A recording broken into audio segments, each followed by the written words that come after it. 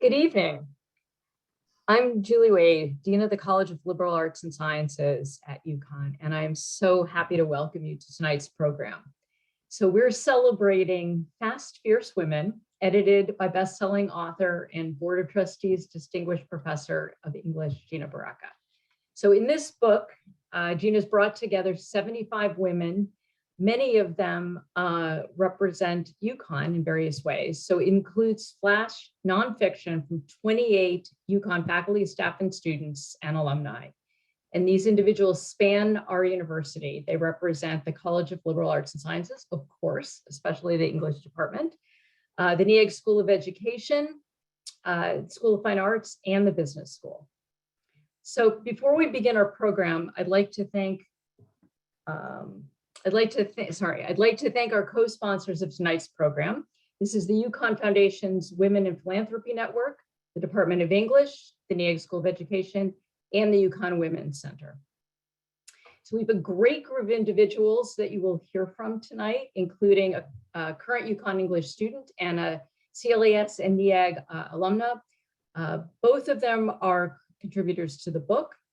And I have the distinct pleasure of introducing Gina Barreca to get us started. So first, I should say Gina really needs very little introduction. But I will just say she's a Board of Trustees Distinguished Professor of English at UConn, and she's an honoree of the Connecticut Women's Hall of Fame.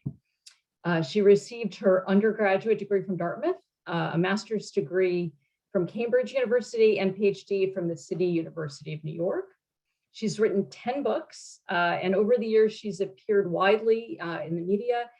She's been featured on 2020, CNN, Oprah, the BBC, NPR. She's a master storyteller and a humorist, and it's been a great pleasure for me to both work with her and also get to know her personally. So please help me welcome Gina. Thank you, Dean Wade. And it's just been wonderful to get to know you. And I think, was it our first meeting, or even our first virtual meeting, was actually at the celebration of the first book last year, right, of Fast, Funny Women. So this is like a regular thing now. I'm so proud, and I'm delighted that we're able to do it together. I'm thrilled to be able to be here with so many of the women and the men that I know who are supporters of UConn, and that I've worked with, that I've taught, that have stayed in touch over the years. As you said, Julie, 28 of them are in this collection. They represent such a wide range of experiences, such a range of voices, that it wasn't hard to just like ask people, would you consider being part of this collection? And they enthusiastically said yes. The two people who are, one of them is a contributor, the other is a publisher, I'd like to make a special wave to, and for everyone to offer rounds of applause, even if we can't hear them, are Laura Russey Thompson, who was a student in my first year at the University of Connecticut, which was 1987. So it was quite some time ago. And Laura was brand new, and I was more brand new than I realized. And Laura is now one of the great publicists. She's worked in publishing houses all throughout New York, and is now out on her own with her own business and is doing a fabulous job with it. And Laura has been a contributor to this volume and the previous one and the next one that's coming out next year. Knock on wood, the waters don't rise. And then Dave Legere, who is the publisher of Fast, Funny Women, which is right here from last year, Fast, Funny Women, and then this year's Fast, Fierce Women. And Dave Legere, another former student, came back to visit. My office is in the basement of the Austin building. Like, you know, when you're a distinguished professor, a Board of Trustees distinguished professor, you have all of these fancy things. So my office is in the basement of the Austin building, next to the bathrooms and the vending machines, because, I mean, that's distinguished in the basement, in the corner, by the toilets and the Coke machine. But anyway, so Dave was coming to visit, bringing coffee, and he said, that he'd started this publisher's town in Norwalk in Connecticut. He'd gotten his MFA and he had worked in publishing for years. And and said, would you be interested in doing a book, sort of gathering women's voices together? And I don't think he finished the sentence before I said, oh yeah, absolutely, sign me up, sign me on. But we both thought it was going to be a sort of one-time deal, and that Fast Funny Women would be the one book we did.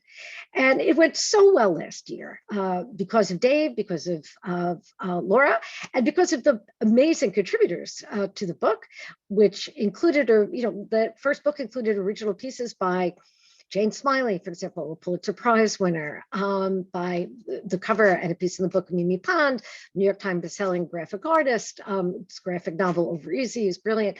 All of these people, Faye Weldon, who got an honorary degree from the University of Connecticut, and who taught for years here, Liza Donnelly, the New Yorker cartoonist, who got an honorary degree from the University of Connecticut in the Fine Arts Department. Anyway, so we put that together, and the response was such that it was like, do you want to do this again? It's like, let's do this again. And so we came up with Fast Fierce Women, and this cover is done by another more recent graduate, brand new graduate. She graduated last year from the Fine Arts Department, Miranda Wright, who also wrote an essay in it, but she just did an amazing job. And the representation of women on the cover are not a bad representation of the women in the book. And so fierce and funny go together, not only because of the F words, and then fallen. I have to keep it clean. The F words in here, they all come under the real F word that people are afraid to say, which is feminist. That's what scares people to say out loud. People say anything else but feminist, but feminism is, the idea that women are human beings, and that that a woman is not just a way for a man to make another man. Like if you don't think that that's the case, then you're a feminist. There's not like a special outfit you have to wear. There's no dues you have to pay, except actually like showing up for life as a woman. That's its own dues, and there's a lot of fun involved too, but that's what feminist is. And so everybody involved in this is a feminist, including obviously our publisher, Dave. And it's been a treat. So ferocity here, fierce, is about overcoming obstacles, about putting yourself into the world in a way that the world doesn't necessarily invite you to be in. You're going to have to put your hand up. You're going to have to speak up. You are going to have to refuse to be interrupted. You're going to have to come back with an answer that's smart and funny and fast. And it's what actually I want to thank the fast and funny women who have also made this event happen. Not only the supporters, the women of philanthropy, but Rachel Marshall and Alyssa Kelly, who have just been astonishing in putting in their energy and their enthusiasm and putting everything together. And with everybody having to do everything all the time, we still make things happen. And then we often don't accept thanks or acknowledgement for it. And that we have to stop doing. We have to be not only fiercely grateful, which most of us are, but we have to be fiercely sort of accepting when the world says you did a good job, to say, yes, well done. And even as Laura Scalzi Meek, I'm seeing at the bottom, sorry, the toddler hit the keyboard. Let's hope, Lara, that the toddler is okay. Just in the new book. The stories that we have to tell are important. And so a number of them are here. I will read you a very brief part of my introduction so that you get a sense not only about why I think fierce and funny are crucial. They're the sort of big stories that we've been given by the culture that women are told repeatedly and with authority that we don't know what's best for us. The lingering effects of those early and destructive childhood lessons tell girls to distrust our own instincts, insights, and wishes. But this is when, this is a moment that sort of illustrated for me the moment that I knew I needed to speak up for myself. So this is in Fast, Fierce Women in the introduction. When I was young, divorced, and living on New York's Lafayette Street in a small, shabby, rent-stabilized apartment, I didn't give up my rent-stabilized apartment in New York until I got tenure at UConn. I lived in the Mansfield apartments. That's where they put faculty in those days, young faculty, and got tenure, gave up the apartment. The building superintendent on that Lower East Side apartment announced that everybody's windows were going to be replaced. Terrific. The information would not have been unwelcome. The old windows were made of creaky, swollen wood, except for one detail. They were going to be replaced in one of those Arctic winter nights, one of those tough years when Manhattan's tall buildings turned the streets into wind tunnels. It was a bad window replacing weather time, and could only have been the work of landlords who had just figured out that they were losing money by losing heat. There wasn't a lot of time to get yourself together for this. They sort of told us right before this happened. The impossibly bizarre idea of taking out and replacing all the windows in a 3-story apartment building during a series of snowstorms could only have been promoted by bad management and poor planning, as well as an almost farcical disregard for the tenants. It didn't bother me that a bunch of guys were coming over to work in the apartment. I figured it would be fine. You know, they'd do their job. It would be over soon. I made a big pot of coffee. I mean, I was raised in Brooklyn. I'm Sicilian and French Canadian. You have a bunch of people coming over. It doesn't matter if they're workers. You put out some cookies and you make a big pot of coffee. So I made a big pot of coffee to show them gratitude for their hard work. I mean, they were working late. They were out in the cold doing this stuff. I was going to be grateful to them. And work hard they did. 4 burly men removed the windows in a matter of minutes. The temperature in my little apartment, it was a 1-bedroom apartment, instantly dropped 30 degrees, and the snow started settling on the sills as they readied the window replacements. Huffing and grunting, they lifted the new windows into place. There was one problem. The new windows didn't fit into the window frames. The new windows were the wrong size. The old windows, broken into unusable pieces, I mean, they're glass, lay in heaps in the poorly lit hallway outside my apartment door. I was on the first floor, sort of like I am now. I looked up at feet. We all looked at one another, the guys and me. The wind howled. "We'll put in some plastic sheeting," the head guy said. "We'll come back tomorrow." Snow is blowing into my apartment. I live on the second story, the first floor, really, and all my windows are gone. And the guy says he'll put in plastic sheeting to get me through the night. Not only would the place become like a tundra by the hour, by dawn, 16 homeless people, not for nothing, would be living with me, having made their way to the gaps of the plastic sheeting with full squatters' rights and a new life on my fold-out couch. I mean, who would help it? That's when I started to yell. Let's say I suggested that plastic sheeting over 4 windows would offer inadequate protection. I did not say it in those words. There was silence. Well, it wasn't really silence because the wind was picking up and some loose pieces of broken wood were banging against the empty window frames as if signaling to the world that a single 31-year-old was ready to receive all guests. 4 large men stood in front of me as I raved. "How could you not make sure you had the right windows before knocking out the old ones?" I used those words, but added a few additional ones. More silence. The head guy paused before he finally met my eyes and said, "You're not perfect either, lady." Okay, that, friends, remains, in my experience, one of the most astonishing statements ever made to a disgruntled customer. "You're not perfect either, lady." Yeah, that's true. I agreed. But I didn't just go to your house, break your windows, and then suggest that you sleep under a couple extra blankets until tomorrow. I must have looked as fierce as I felt because within 2 hours, they sent the truck to Queens, got new workmen from the Bronx, and installed perfectly fitted windows. So what's the lesson here? You don't need to be perfect in order to insist that someone treat you like a person. Just because you try to offer someone a warm greeting doesn't mean they won't leave you out in the cold. And learning how to raise hell is a useful and often underrated skill, almost as important as learning how to make a good pot of coffee. Fierce women will tell you the truth and we won't sugarcoat it. We'll laugh only when your stories are funny. We'll argue until the sun goes down or comes up again without batting an eye, let alone fluttering an eyelash. We won't settle down. We've been settled like some Western township, and now we want to kick up the dust and tear down the fences. Not only will we not settle down, we won't settle for less than what we've always wanted, a good time and a fair fight. So that's just My version of ferocity was not sleeping with the snow coming in my window. I am thrilled to have some of the other contributors to this book here tonight. Both of them are former students of mine.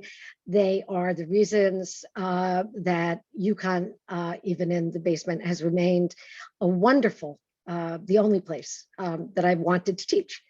And Nicole will be the first reader for tonight. Nicole is a senior honors student. She was in a class when she was a first year student, right, Nicole? First year student. And I thought she was just so terrific and great critical acumen and just being able to toss big ideas around. And I assumed she was, without sort of double checking the roster, I assumed she was, well into her sort of academic career. And then, I said, can you stay after and talk to me for a minute? And I'll let Nicole finish that story. But so she's a senior at UConn. She's getting her BA in English with a concentration in creative writing, and also a minor in literary translation. And Nicole also won one of the big writing prizes from the creative writing department this year. She just went and received it this week. Her writing has appeared in the Hartford Courant, New Square Journal, and the Women's Media Center. And she was both a contributor to both Fast Funny Women and Fast Fierce Women. And she is the editor right now, the editor-in-chief for UConn student-run literary journal, The Long River Review. Nicole, do you want to tell the story about when I scared you as a first-year student? I would absolutely love to. So I was fortunate enough to meet Gina my freshman year of college, and there's genuinely nobody who I could have asked for to be a better mentor. But she had scared me my second semester because I had loved taking a class with her so much my very first semester that I was like, of course I have to take another one with her in the spring. And she had approached me right before class started. This was probably sometime in March. And she had approached me and she was like, Nicole, can you stay after class? I would like to talk to you about something. Now, being raised an honors kid and also a perfectionist and a notorious worrywart, I was like, oh my God, I'm in so much trouble. I was like, I don't know what I did. Gina is furious with me. I messed something up. I didn't turn in the right essay. I was terrified. And so, of course, I go up to her after class, practically shaking in my sneakers. And she asked me very kindly if I would like to work for her, which was the very last thing I had ever expected to hear from her. And here we are. Oh my gosh, I even hate to say it, 4 years later. And I'm still working in her office. I'm still lucky enough to be working for her. And it was an absolute treat to not only get to contribute to this book, but also get to help with the editing process, getting to talk to all the contributors. It has been, oh my gosh, an absolute blast. And I'm beyond honored to even be here.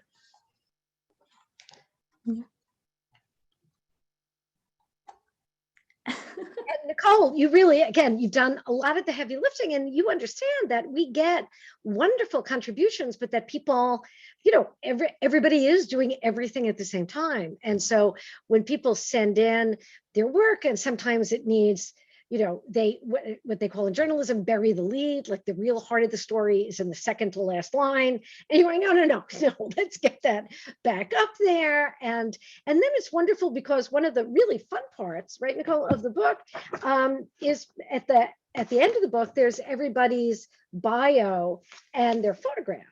And so making women send in pictures of themselves and then describe themselves has also been, and it's just like, I don't know, do I want one that actually looks like me? Do I want one with my kid? Do I want one in my military uniform? Do I want one? But Nicole, tell us, you're going to read from your piece in the book tonight, and tell us about your process briefly of coming to decide on this topic. Sure, absolutely. I took a very sharp turn from what my topic was with my essay in Fast Funny Woman. Actually, of course, it was Gina who convinced me to write about a topic like this, because I was sitting there and hemming and hawing, and I really didn't know what to write about for this book, and the deadline was coming up, and of course I wanted to be in it, but I was like, I don't know, I've never seen myself as a fierce person. Like, I wouldn't use the word fierce to describe myself. And Gina was like, that's crazy. You've done all these, you've done 100 different things, you've done this and that or whatever. And she brought up the fact that, over quarantine, over the pandemic, I had really been struggling with mental health issues because I have a lot of mental health issues that revolve around germ phobias and OCD and contamination. And so, of course, when you have a worldwide pandemic that only serves to exacerbate these fears that I was already dealing with on a daily basis. And then, the stress of going back to school and the stress of being in the classroom again and having to wear masks all the time. And just, when the whole world is sick and your worst fear is getting sick, you need to be really fierce to try to get through that. And so Gina convinced me to, write the hard thing, write the vulnerable thing. And so I sat down and, it was based on a real story that happened a week before this essay was due. So talk about perfect timing. And so I guess I'll jump into it. I'll jump into reading my story. So this is titled Peanut Butter and Jelly. It's just a peanut butter and jelly sandwich. Simple, easy. I've made 100 of these before and I'll make 1,000 more in my lifetime. The entire process will take me 2 minutes max, 3 if I can't get the lid off the jelly jar right away. All I have to do is pack this lunch so my family and I can take a trip to the park along the shoreline, enjoy the nice weather, and celebrate Father's Day. It's fine, I can do this. It's just a sandwich. I repeat this to myself over and over again, run the words through my head and over my tongue, but nothing seems to convince my trembling hands otherwise. They still won't move. Cold hardwood floor beneath my sweaty feet, I stand frozen in the kitchen, fingers hovering over the handle to the freezer, completely incapable of yanking it open. My whole body trembles, head to toe, like a leaf in a tropical storm, and with the weight of each breath, my chest shudders as I sob. Try as I might, I cannot get the bread from the fridge. Of course, it's not the peanut butter and jelly sandwich that's making me shake. It's the fact that if I make this sandwich, I've committed myself to going to the park along the shoreline with crowds of strangers and no running water or clean restrooms for several hours on end. The very concept has terrified me so badly that my brain skipped the fight or flight response and went straight for paralysis, which is why I am empty-handed and sandwichless. I've harbored this panic, this ability to make monsters out of molehills for as long as I can remember. When I was 6, I couldn't use the bathroom by myself in fear that the entire building would erupt into flame the second I locked myself into a stall. When I was 12, the very idea of contracting an illness would send me into frenzies of hand sanitizer application and warm water washing. At 15, I picked up the habit of knocking on every inch of any wooden surface within reach for luck, so frequently that my knuckles would be scarlet by the day's end. 18 saw panic attacks, sparking asthma attacks in bathrooms or bustling dorm rooms, and each subsequent year saw much of the same. Each time I would scratch my scalp raw with carefully manicured nails and clench my fists so tight that half moons scar my palms. Every day, my body grows sore from the compulsive impulses and tics that overtake me as I obey whatever my mind demands to calm the storms of my anxiety. But it's manageable, it's tolerable, only because I force it to be so. I take the reins and sculpt my outward appearance in a way that ensures that I'm told I seem so put together all the time, more than I'm ever asked if I'm okay. With both hands, I gather whatever semblance of control I can find in every other aspect of my life and hope that fake it till you make it will carry me through the tempest. After a while, a pattern emerged. Wake up, power through, and hope the next day will be easier. Then 20 saw the pandemic and the worst mental state I had ever been in. Which brings me to 21, where I stand over my kitchen counter and will my hands to open the damn freezer because I will not be the one to ruin Father's Day by letting this get the better of me. After all, the only reason I'm crying as I stand in front of the fridge is because no one else is home. I will have wiped my tears, stilled the tremors, and steadied my voice by the time my parents arrive, because I will never let anyone else see me like this, despite the fact that this is more me than the person everyone thinks has all their ducks in a row.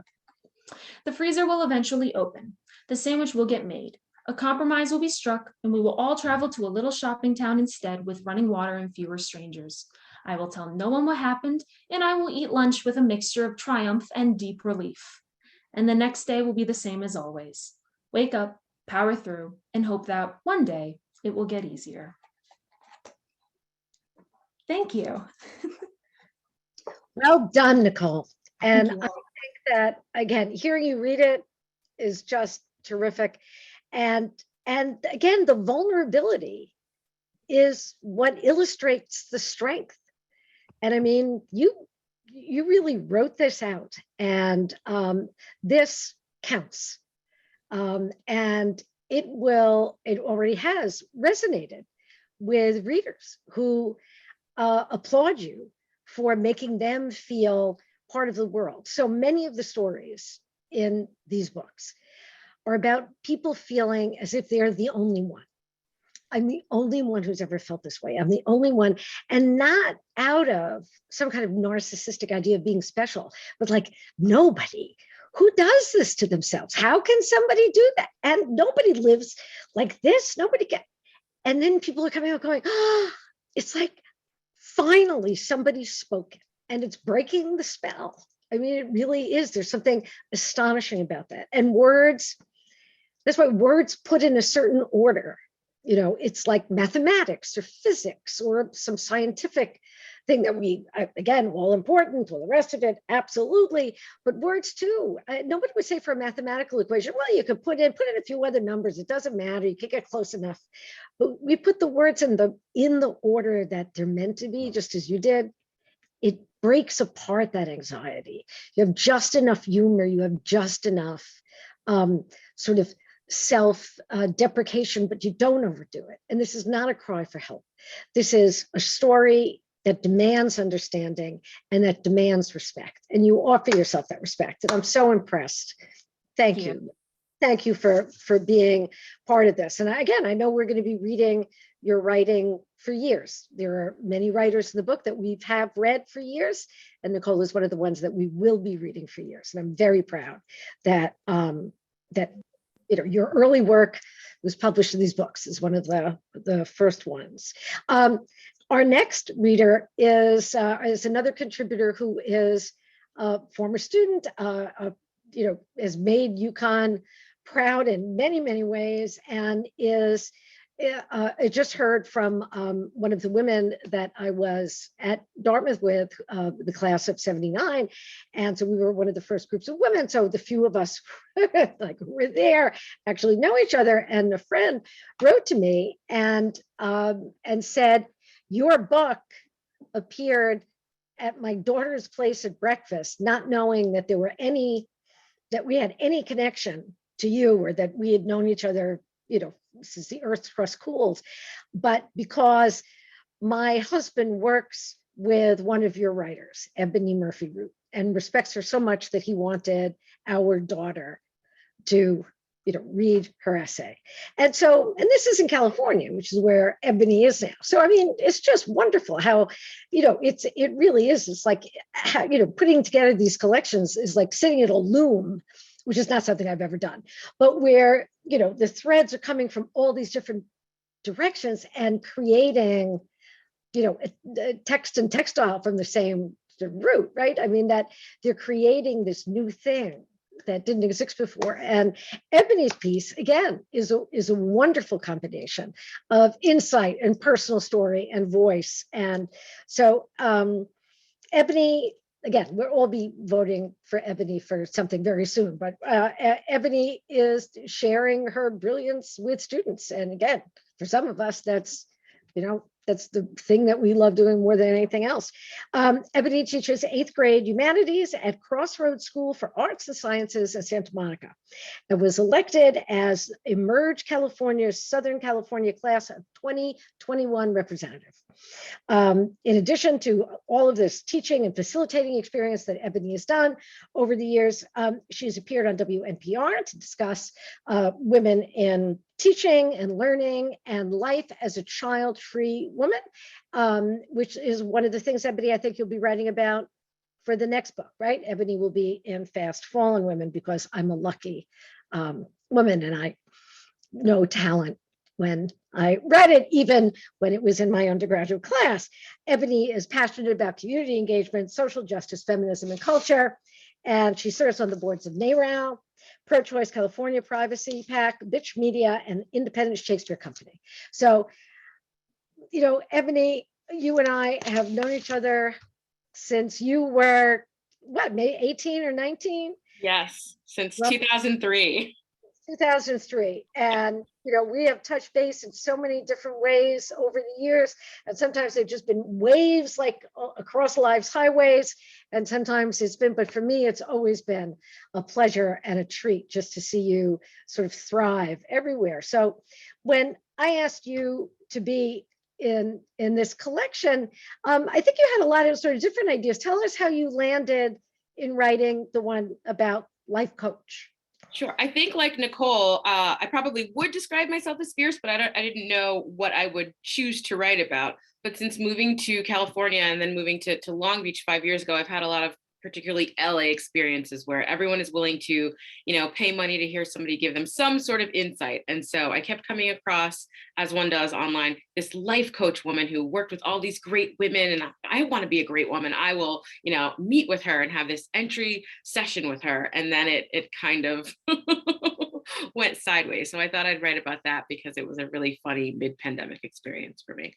Absolutely. And also sort of enlightening because we all feel that way. We think, okay, Ebony, you have made this, as we'll hear in the story, you've made this life for yourself, this wonderful life for yourself.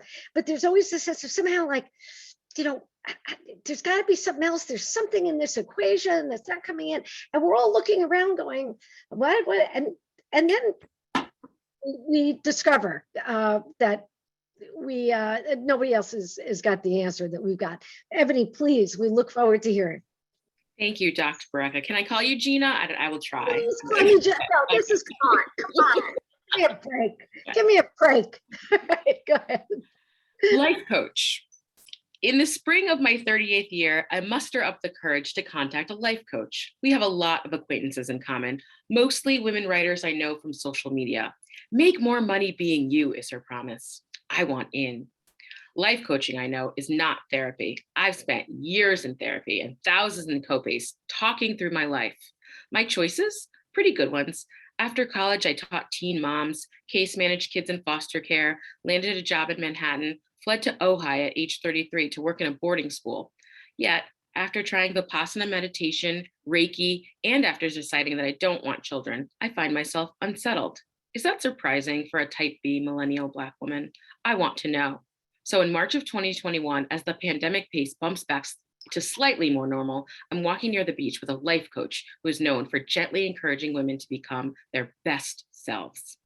I don't have a PhD or a podcast or a book or a lake house. I feel like an underachiever, I tell her as I try to remain breezy. I graduated from college 17 years ago, and I can't imagine how everyone else got so much done. I'm thinking of high school classmates who have a thriving law practice, an MBA, and a second home in Maine. The life coach is a slight, serious woman with dark hair, flawless skin, and a little smile. And she squints as I explain that I know I'm not living up to my potential. My first grade teacher, Sister Ursula, warned my puzzled young parents that would happen way back when I was secretly reading under my desk. I got a C in conduct, even though I got an A in everything else. I share with the life coach, who is shorter than I imagined, my wishes and needs. I want to finish my website, enroll in yoga certification, then draft and sell my memoir. The life coach focuses her squint as if she's trying to see if I have imposter syndrome or perfectionism or perhaps body dysmorphia. But why do you want more? She probes. How much time do you spend on social media? How are your relationships with your friends? How's your marriage? Isn't she supposed to help me figure out where I want to be? Not tell me that I don't know the difference between Facebook connections and friends. Are male clients given the same advice, I wonder? Stop trying for more. Do you have friends? Work on your marriage. Stay away from Twitter. What I hear is, what's so special about you? I've heard that question my entire life, asked figuratively or literally by people who did not appreciate my working class Black girl quirky competence. What's special about me is that my mother, who died of fast moving breast cancer when she was only 39 years old, passed right before I graduated from high school. I want to say that I fear her story will always be my story, and that I'll always be nothing more than that girl whose mom died right when her own life was getting started. If I hadn't spent so much of my early youth grieving, I wonder, actively grieving as I fumbled into womanhood, succeeding outwardly on many levels, but unable to reassure myself, would I be better now? I say none of that. How old are you? The life coach inquires. I breathe in deeply. 38. She's squinting again. What does that mean? I'm too old? Too young? I'm pathetic? Look, I want to say, I make a decent salary teaching, a job I find meaningful and at which I excel. I'm married to a true-hearted Mets fan who has a public policy degree and shares my politics. I serve on boards and feminist organizations. I've had the same best friend since Sister Ursula's class. I drive a terrific car. I leave the session wondering if I'm mistaken in wanting to be better than good enough, or even just okay. A few days later, the life coach emails me to schedule a follow-up appointment. I thank her, but I'm not meeting with her again. With her, I felt small, dumb, and diminished. I don't need anybody to tell me not to keep hoping, wanting, doing, and being more. I say none of that. That makes sense, she writes. I imagine her squinting as she types.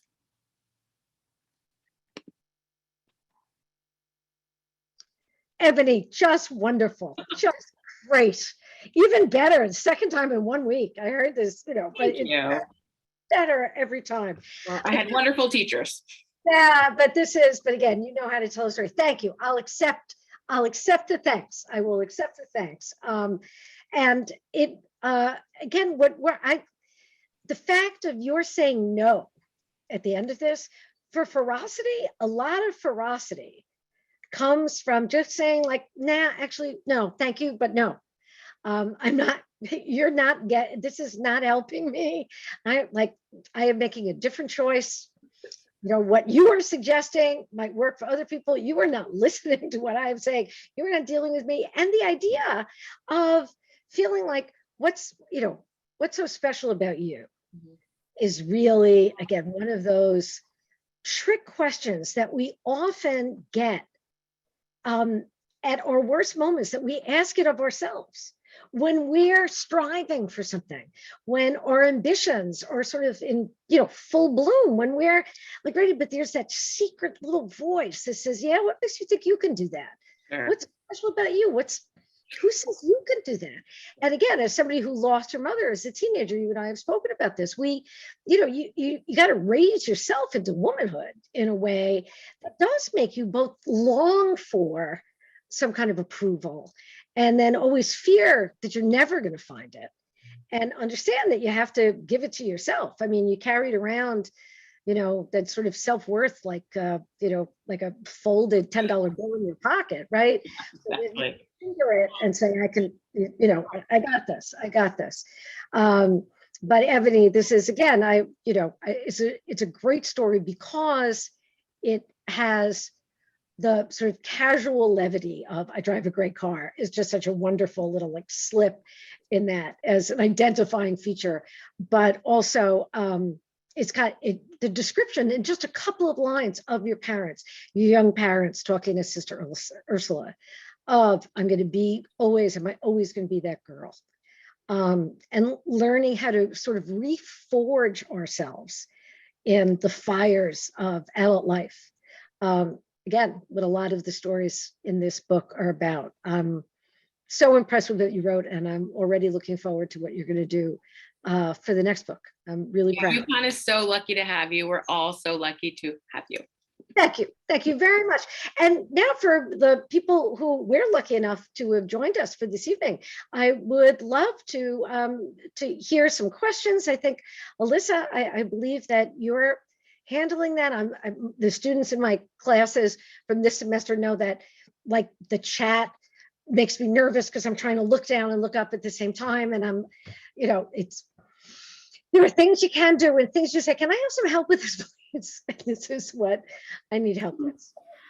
Thank you, Gina, and thank you to Nicole and Ebony. I am going to ask Nicole and Ebony to come back to the virtual stage because I want them to be part of the Q&A. Great. Perfect. So I had put in the chat, if any of our attendees have questions, we would love for you to enter them in the Q&A. We do have one that we'll go ahead and get started with, but please enter those and we'll answer them. Our first is, did Gina and the contributors revisit how they define the word fierce after writing this book and also after reading all the essays? Oh, that's a really interesting question. Did we have to redefine fierce? I think that for me, as in sort of doing Fallen, it's really interesting to to see the way that people answered the question or came to the topic that was so far beyond my imagination. I mean, I like to give myself credit for sort of like, okay, we're going to come with a wide perspective and this will be interesting. And then people came in with angles that was like, I had never thought about it this way. With everything from, again, Miranda Wright, who did the cover, writing about graduating with her fine arts degree, to Joan Sidney Siegler, who is writing about dealing with the world in a more engaged and adventurous way in her MS life than she had sort of before it. And there's an adventuresomeness, there's a willingness to sort of take everything on and say, yeah, let's go, let's have this happen. Laura Scalzi-Meek, Laura, if you're there, if I'm saying it right, a hilarious essay on deciding who her life partner or husband was going to be, because he was really, really good at playing pretty princess, right? That's right? It's pretty, because, how did you know what to go through life unless you have mastered that? Anne Bagamarie, who had been the editor of the International Herald Tribune, talking about her first job and asking for a dictionary when she came in to get a job as a copywriter. A lot of students, always, every generation of students goes, how do you get a job? And so I asked the women again, the elders of the tribe have to talk about that. The young people of the tribe have to talk about what their experiences are, as Ebony and Nicole did, about what is facing the world like today, different from what it was. You've got Danielle Waring talking about another former student, another UConn woman who's a teacher, and talking about the moments of the irrevocable, but also about her life dealing with obstacles that she never could have imagined as a young woman and overcoming them. Jennifer Sager, another UConn graduate, Jen Sager, just absolutely wonderful on every level, along with her husband, Christian, remained good friends and become even better friends year by year, my husband and myself. And when she first got her cancer diagnosis, and like how you deal with this. And Jennifer's story is actually funny. I mean, it's just the horror show of being diagnosed with this. And there are parts, I mean, she does it, like a 1, 2, 3 step thing. And it's the most engaging. You come away feeling triumphant when you read most of these stories, including the ones that seem to be about the hardest things that life can throw at you, and the way that these writers deal with them. These incidents, these circumstances, these moments make you feel like, oh, wow, if these women are behind me or next to me, I can do anything. We can go into battle because we're flanked by these warriors who will take on anything. And look what they've done. And some of them are, some of them will break your heart. But they'll end up mending it, and it could be stronger where the break was than it was before. Because sometimes scar tissue ends up healing better and stronger than whatever was there before. So I hope that answers the question. As I always end up saying in my classes, like, did that answer the question? Let's go back to page 37, because now I want a direct quotation to back up. Say. Yeah. Nicole or Ebony, do you have anything you'd like to add? I'll hop in. I just think that reading all these essays reminds me of the ways in which we really downplay our achievements and accomplishments, right? Like, I teach 8th grade English. I taught through a pandemic. That's fierce enough, let alone all the other things that we're all going through. So it just reminds me, reading these pieces, that we're all such survivors, right? We're all putting out such great energy into the world, and that should be celebrated. And Gina does such a great job of celebrating that. We should all celebrate each other more as well. That's absolutely right. That's absolutely right. It's contagious. Yeah.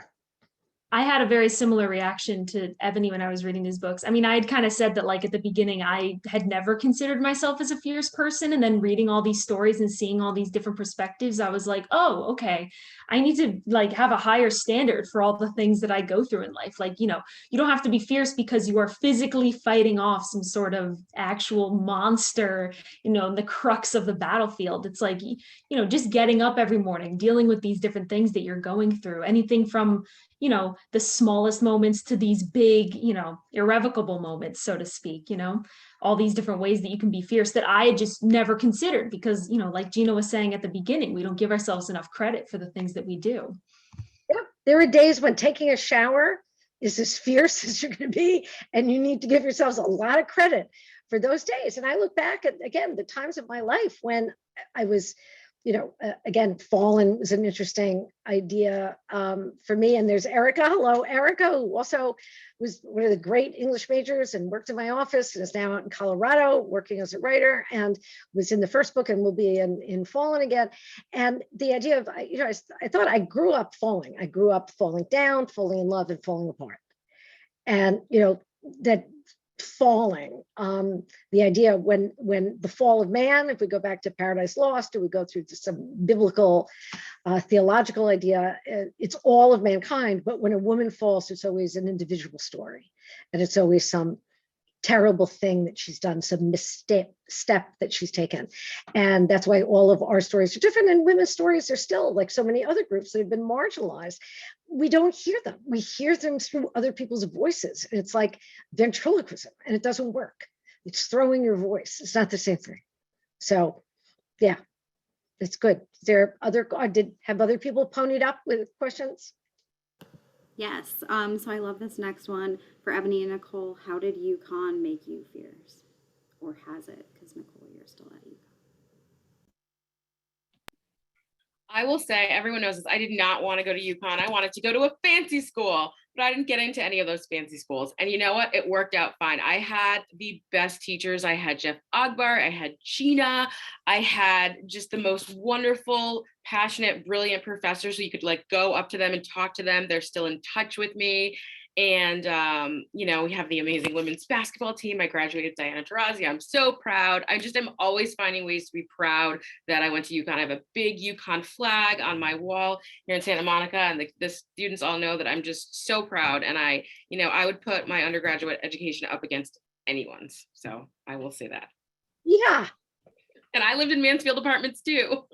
Really? I'm sorry. I had an alley cat that I brought up from New York, and she didn't want to walk on the linoleum because it would sweat. And like this had been a cat that ate dead rats on the Lower East Side. And she was like, where'd you put me, late? I mean, this is like, she's yelling at me like I'm yelling at the window, guys. What are you doing? Nicole, how about you?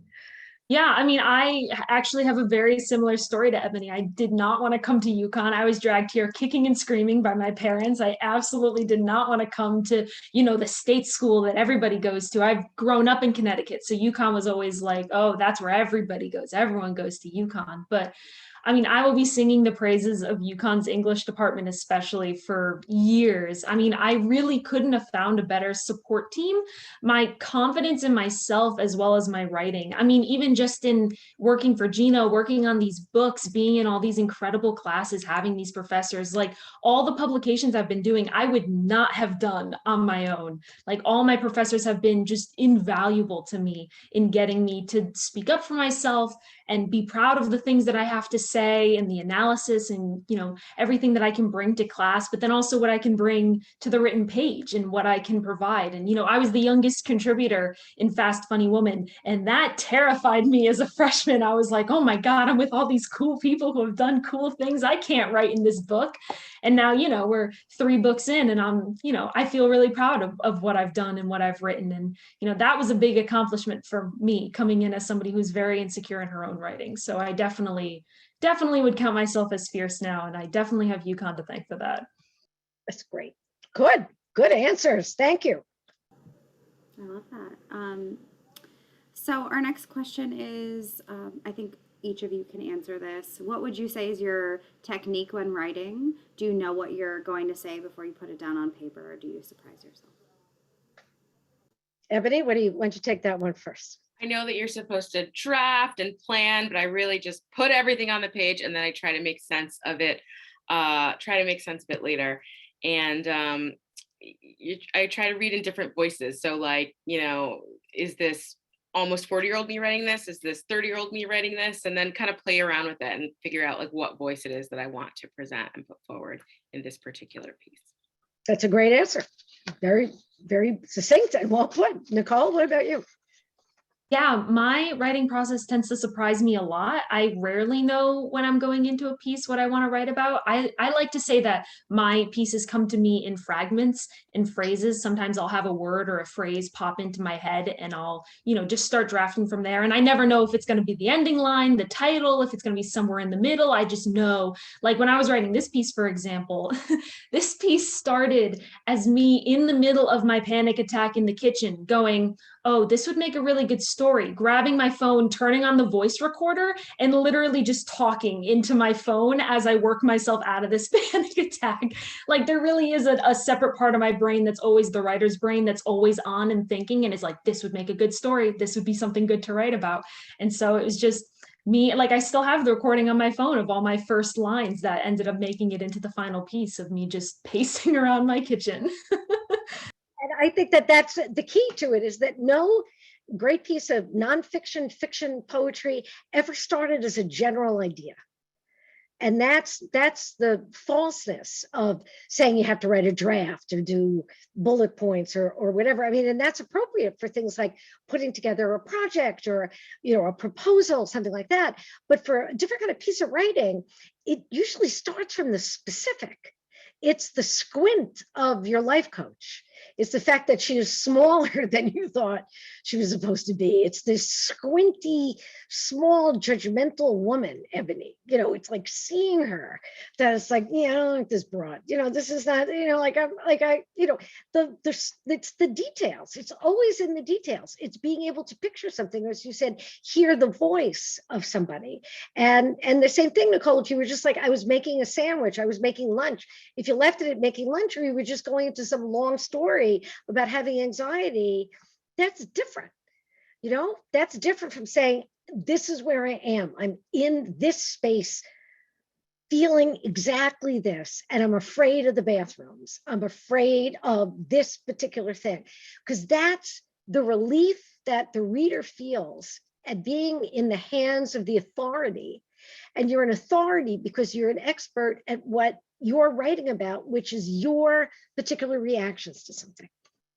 And so you give us, you take control of the narrative, whatever kind of narrative it is, and then we can relax and we can let ourselves be inside your story. And that's what I think the readers are looking for. So getting that line, that particular phrase down, just as both of you said, it's that line. It's not necessarily the big idea. It's often really it's the sentence you heard, the one thought you had, and getting it down, that moment that you hear it in your head or that you hear somebody say it, that's what you need to do. And from that, everything else can emerge. So I think that's absolutely right. Great. Next question.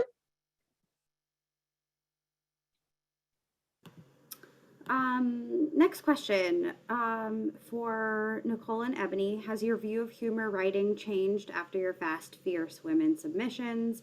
Did you find the genre intimidating, challenging, exciting? 750 words is not a lot of words.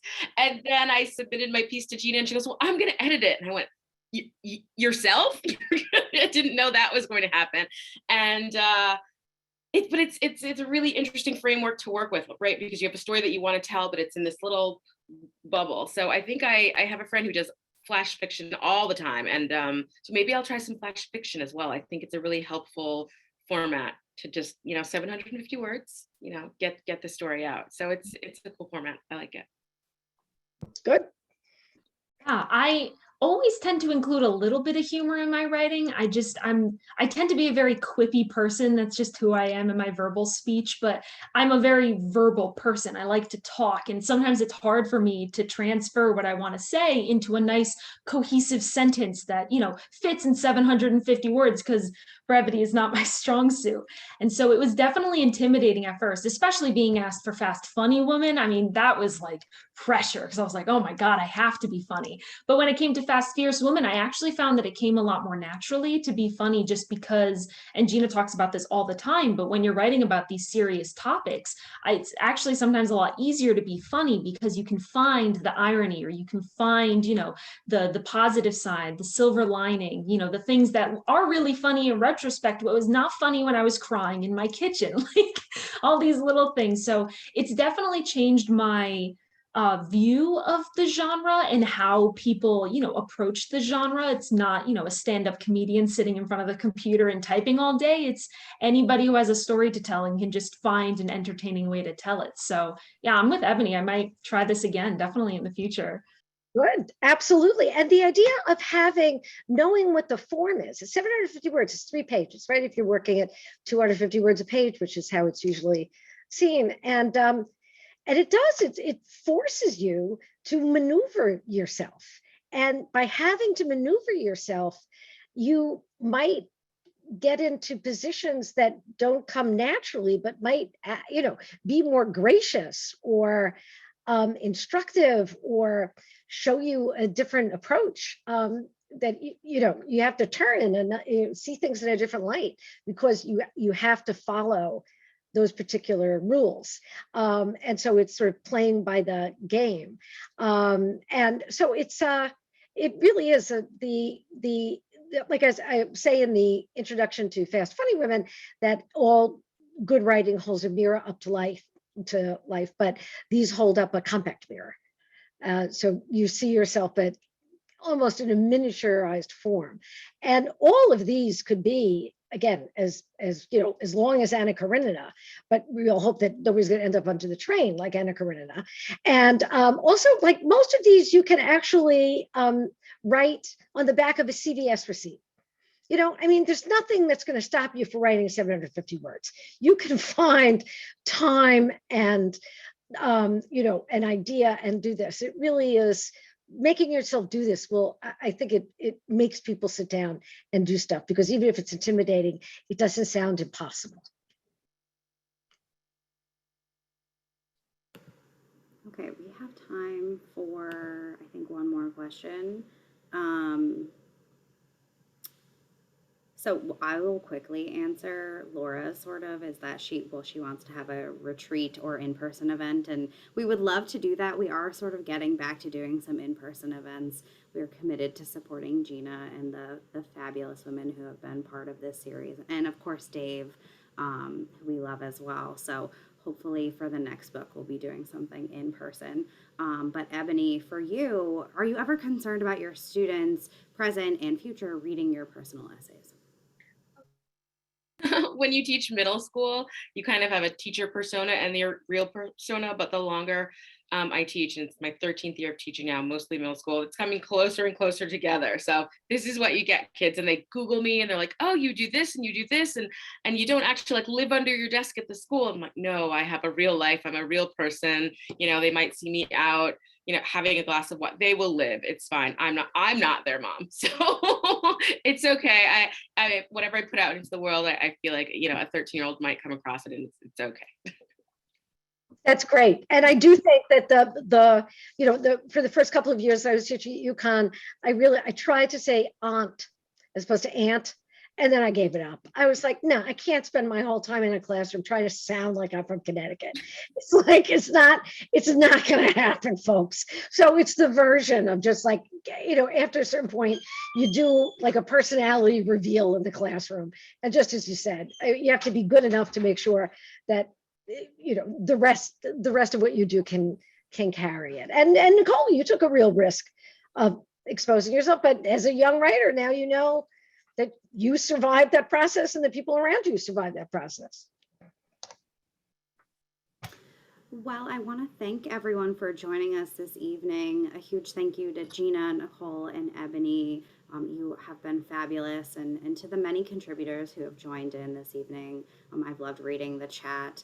So thank you all. Like I said, we are committed to doing another program next year, however that looks. I would be remiss if I just didn't say a few things. So I did want to give a special shout out to the Women's Center, who has sponsored this program but is celebrating their 50th anniversary. They are doing some wonderful programming, and in our follow-up email, hopefully I can include some of that. And then another plug for another co-sponsor, the Women in Philanthropy Network, who's really about uplifting and celebrating women philanthropists, has launched a new podcast of which Gina introduces, so you can tune into that. I believe it is monthly, but I'm going to put the link in the chat. I will also share it. And with that, Gina, I will give you the last word for anything you would like to share, and it's all yours. Again, I want to thank everybody who's joined in on this. It really has been, it's like a wonderful dinner party where everybody brings their own stuff. Alyssa organizes everybody, and Rachel organizes everybody, and Julie introduces and sets the table. And then, you know, the contributors and Dave, who was so inspired to allow us to do this. It's just been, it's the best of what education does. It brings people into conversation with ideas and with each other. And how privileged are we? How lucky are we? Thank you.